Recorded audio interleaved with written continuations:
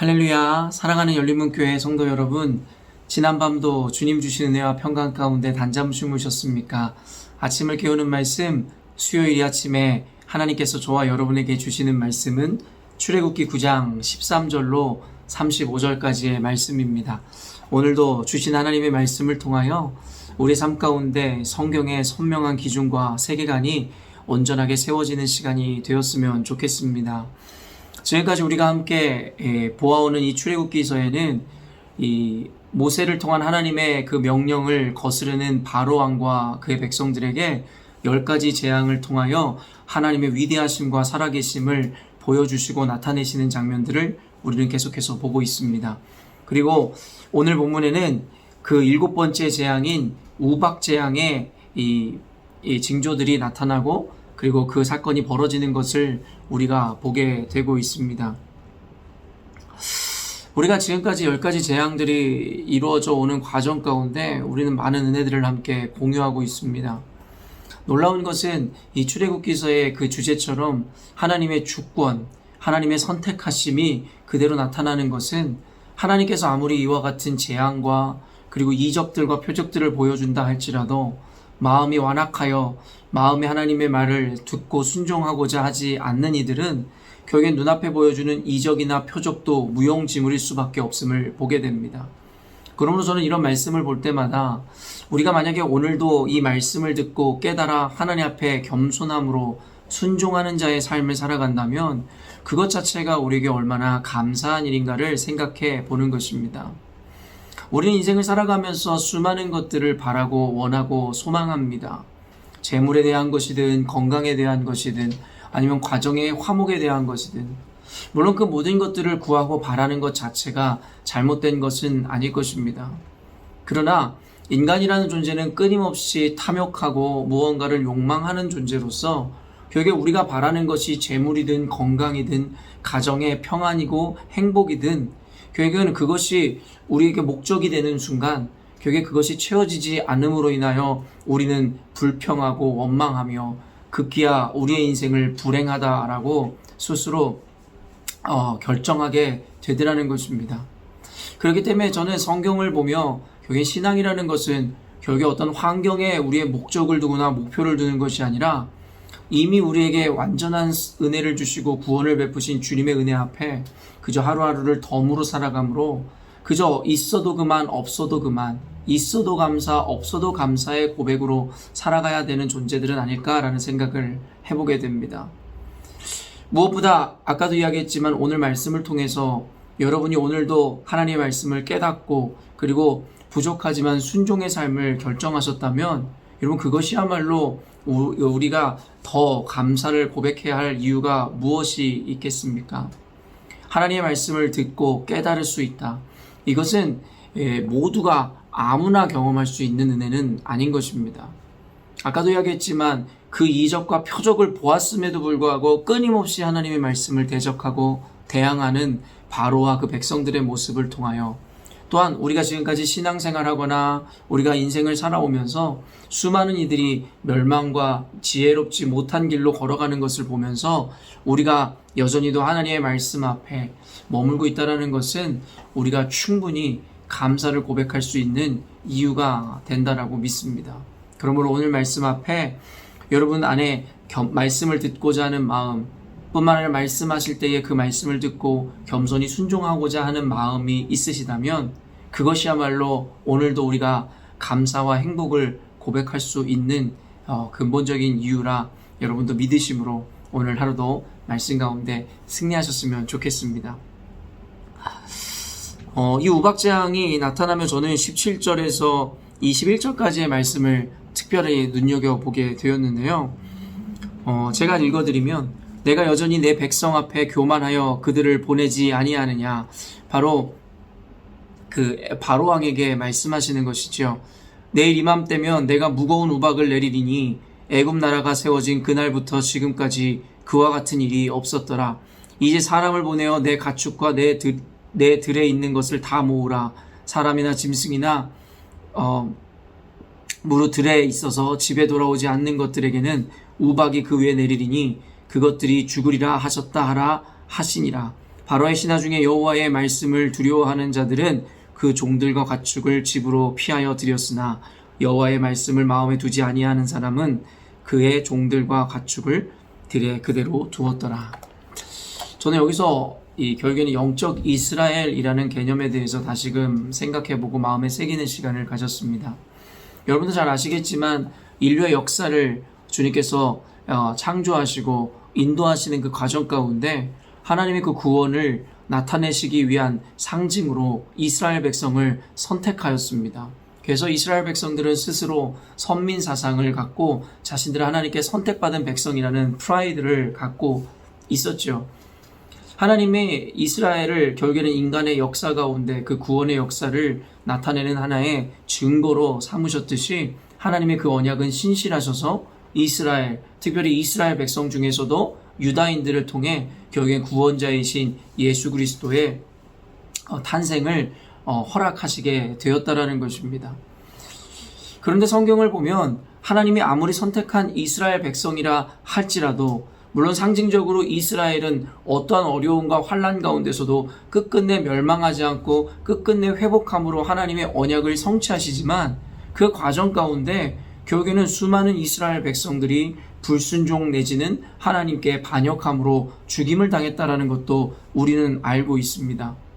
또한 선지서들이나 예언서들 우리가 통해서 보고 또 오늘 말씀을 통해서도 알게 되지만 단순히 이스라엘 백성들에게만 구원이 임하는 것이 아니라 그 주변에 하나님의 말씀을 듣고 반응하고 순종한 자들이 결국에는 구원을 얻는다라는 것을 보게 됩니다. 아까도 이야기한 걸 다시 한번 말씀드리면 이스라엘, 하나님께 선택받은 이스라엘 백성이라 할지라도 하나님 앞에 불순종했을 때 그들에게는 어김없이 죽임과 그리고 심판을 받게 되었다라는 것을 우리는 성경을 통해 보았습니다. 또한 이스라엘 백성은 아니지만 하나님의 말씀을 경외하고 두려워함으로 그 말씀에 순종한 자들에게는 구원이 임했다라는 것을 우리는 또한 알고 있습니다.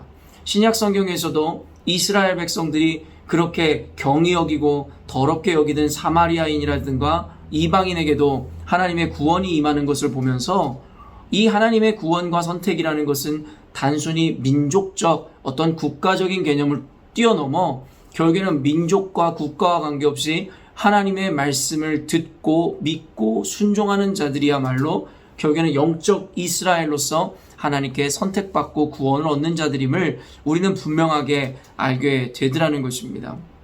결국에는 오늘의 이 메시지 방금 여러분에게 읽어드린 중에도 결국에는 모세를 통해서 하나님께서는 바로 왕과 그리고 이 애굽 사람들에게 심판을 내리시고 재앙을 내리시고 그들에게 기회를 주심으로 회개하고 하나님의 말씀 앞에 순종할 수 있는 시간을 허락하였으나 결국에 그들은 그것을 거절하더라는 것이에요.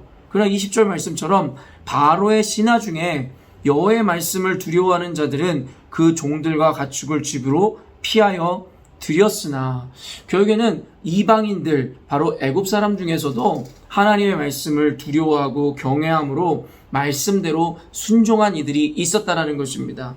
결국에 결과가 어떻겠습니까? 그 말씀에 순종한 애굽인들도 구원을 얻어낼 수 있었다라는 것입니다. 저는 이 메시지에서 굉장히 중요한 것을 발견하게 됩니다. 단순히 내가 기독교인이다, 그리스도인이다, 내가 교회에 나와 출석을 하고 있다라는 것이 결코 당시 이스라엘 백성들 수많은 심판을 받았던 이들과 같이 결국에는 그것 자체가 하나의 구원의 표징이 될 수도 없으며 구원의 그것이 확고한 증명이 될 수도 없다라는 것입니다. 교회에 나온다 할지라도 결국엔 그리스도인이라 이야기한다 할지라도 하나님의 말씀을 듣고 순종하고 믿는 그 믿음이 없다라면 결국에는 당시의 이스라엘 백성들이 그러하였던 것처럼 여느 이방인들과 같이 심판의 자리로 나아갈 것이며 결국에는 믿음을 갖고 하나님 말씀에 순종한 자라야 구원의 은혜를 경험할 수 있게 된다라는 것입니다. 사랑하는 열린문교회 성도 여러분, 우리는 때때로는 이와 같이 착각을 할 때가 있다라는 것입니다. 자신이 크리스찬이라는 것, 단순히 교회의 성도라는 것, 예배에 출석하고 있다라는 것이 자신의 구원의 하나의 보증이 될 거라는 착각 말입니다. 그리고 나는 하나님께 구원받은 백성으로서 나는 어떠한 삶을 살아가고 어떻게 망가진 삶을 살아도 나는 구원을 받을 거야 라는 어쩌면 조금은 잘못된 확신과 믿음을 가진 이들도 왕왕 보게 되더라는 것입니다. 여러분, 우리는 이와 같은 일들을 그 포로기 그리고 포로의 귀환의 그 과정 가운데서도 보게 되는데요. 여러분 잘 아시겠지만 북이스라엘과 남유다가 아수르와 그리고 바벨론에 의해 멸망당하게 됐으며 수많은 이들이 결국에는 바벨론에게 이 포로로 끌려가게 되었습니다. 그러나 그 와중에서도 유대의 땅 예루살렘에 그대로 남아있었던 몇몇 이스라엘 백성들이 있었는데 그들은 생각하기를 그들은 하나님께 구원을 받고 선택받은 자들이고 끌려간 자들은 하나님께 버림을 받고 심판받은 자들이라 생각했습니다. 바로 그들의 착각은 무엇이었습니까? 자신들의 환경을 보므로 우리는 포로로 끌려가지 않고 이 땅에 남아있으므로 우리가 하나님께 선택받은 자들이고 비참하게 끌려가는 저들은 하나님께 버림받은 자들이라 생각하고 착각했다라는 것이죠. 그러나 이후의 성경 구절을 통해 우리는 알고 있겠지만 결국에는 남아있던 자들이 도리어 하나님께 선택받은 자들이 아니라 결국에는 포로로 끌려가 그것에서 온갖 환난과 역경과 고난을 감내해낸 그들이야말로 진정한 영적 이스라엘이고 하나님께 선택받은 자였음을 우리는 성경의 역사를 통해 알고 있습니다. 이 말을 통해서 제가 여러분에게 전하고자 하는 것이 무엇이냐면 당시에 예루살렘에 포로로 끌려가지 않고 남아있던 이들이 결국에는 자신들이야말로 구원의 백성이고 참된 영적 이스라엘이라고 착각하고 있었다라는 것입니다. 어쩌면 오늘날에도 교회 안에도 이와 같은 착각을 하는 이들이 많다라는 것을 여러분에게 이야기해주고 싶었습니다. 결국엔 자신들이 구원받은 백성이고 자신들이 선민이라는 그 생각 자체가 결국엔 우리를 구원의 길로 인도하는 것이 아님을 잊지 말아야 합니다. 지난날에 우리는 수많은 어떤 믿음의 확신, 예수 믿으면 구원을 받는다라는 단순화된 논리로 인해서 결국엔 우리는 우리 인생에 대해서 책임을 지거나 하나님의 말씀에 절대적인 순종과 그리고 헌신을 해야 함에 대한 개념이나 관념 같은 것은 배우지 못한 채 그저 나는 예수만 믿노라 이야기하고 교회에 나와 출석 도장만 찍으면 그저 내 할 일 다 했다라는 어쩌면 안일한 신앙생활들이 우리 삶에 자리 잡고 있었음을 우리는 보고 있습니다. 사랑하는 성도 여러분, 오늘 말씀을 통해서 저는 두렵고 떨림으로 구원을 이루라 하였던 그 신약의 말씀을 기억하게 되었습니다. 사랑하는 성도 여러분, 단순히 우리가 교인이고 성도고 그리고 내가 세례를 받았기에 그리고 내가 교회를 해서 헌신하는 중직자이기에 나는 하나님께 구원받은 백성이야. 단순히 여러분이 확신을 넘어 그것으로 인해서 착각하는 순간 결국에 우리는 하나님 앞에서 여지없이 무너져 내릴 수밖에 없는 연약한 존재임을 인식해야 하는 것입니다. 결국에는 영적 이스라엘이라는 개념은 결국엔 하나님께 구원받은 백성이라는 것에 대한 증명은 단순히 나의 아이덴티티나 지금 나의 민족성이나 아니면 국가의 개념이 아니라 결국엔 하나님의 말씀을 듣고 순종하는 자야말로 영적 이스라엘이며 하나님께 선택받은 구원의 백성이라는 그 개념을 오늘도 여러분과 제가 마음에 깊이 새겨야 한다는 것입니다. 예배를 드린다는 것, 교회를 나간다는 것으로 인해서 여러분 안심하고 그것으로 만족하는 신앙을 이제는 탈피해야 할 것입니다. 오늘도 우리가 이 아침에 이 말씀을 나누고 보는 이유는 오늘도 한 가지라도 더 하나님의 말씀을 듣고 그 말씀에 순종하는 삶을 살고자 하는 의지라 저는 확신합니다.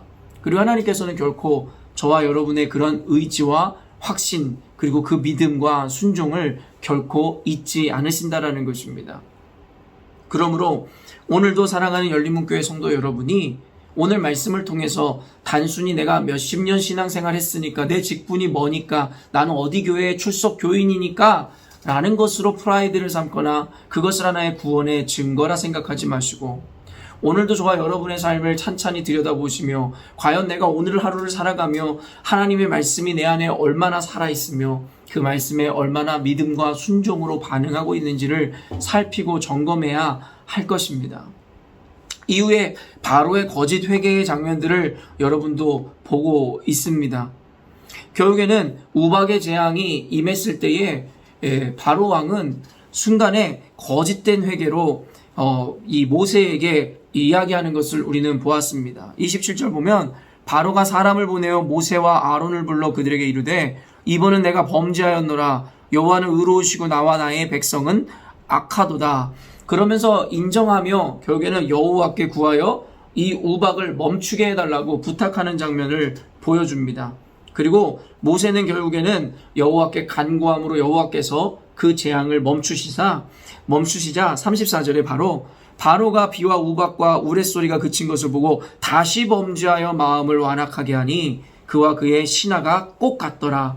바로의 마음이 완악하여 이스라엘 자손을 내보내지 아니하였으니 여호와께서 모세에게 말씀하신과 같더라. 결국에는 바로 왕이 했었던 그 회개라는 것은 진정성 있는 회개도 믿음에서 시작된 회개도 아니었습니다. 순간에 결국에는 어려움을 그리고 그 난관을 벗어나고자 하는 그저 임시책에 불과했으며 결국에는 이 하나의 속임에 불과했다라는 것입니다. 어쩌면 오늘날의 많은 그리스도인들이 이와 같은 거짓된 회개 내지는 거짓된 믿음을 가질 수도 있습니다. 그들은 그저 복을 얻기 위해서 눈에 어떠한 자신들의 형통함을 위해서 그저 하나님을 믿노라 이야기하지만 결국에는 하나님을 믿는 것이 아니라 결국에는 자신들의 욕망을 추구했었던 것뿐이며 결국에 어떤 이들은 하나님을 믿는다 이야기하지만 결국에는 바로왕과 같은 순간의 위기에서 벗어나기 위한 그저 하나의 임시책으로 하나님을 믿는다라고 거짓 신앙을 고백하는 일도 있을 거라는 것입니다. 단순히 오늘의 영상을 보는 분들은 흑백 논리로 이해하지 않으셨으면 좋겠습니다. 나는 바로 같지 않은데, 나는 저들과 같지 않은데 라고 이야기하지 마시고 어쩌면 우리 내면에 있는 요소와 욕망 가운데 하나님을 섬김에 있어서 혹시나 아까도 이야기한 것처럼 하나님이 우리의 유일하고 오롯이 목적이 되는 것이 아니라 혹시 우리 인생에 하나님을 이용하여 나의 욕망을 채우고자 하는 의도가 숨어있지 않은지도 점검하심으로 늘 성경에서 우리에게 이야기하는 거룩함과 정결함을 지켜내셔야 할 것입니다. 성경에서 이야기하는 거룩과 정결이라는 것은 여러분 단순히 윤리적으로 도덕적으로 깨끗한 것을 의미하는 것이 아닙니다. 물론 그것도 하나의 동반되는 개념이라 할 수 있겠으나 더 본질적인 정결함과 거룩함이라는 것은 바로 온전히 하나님만 바라고 하나님만을 높이는 삶에 대한 것입니다.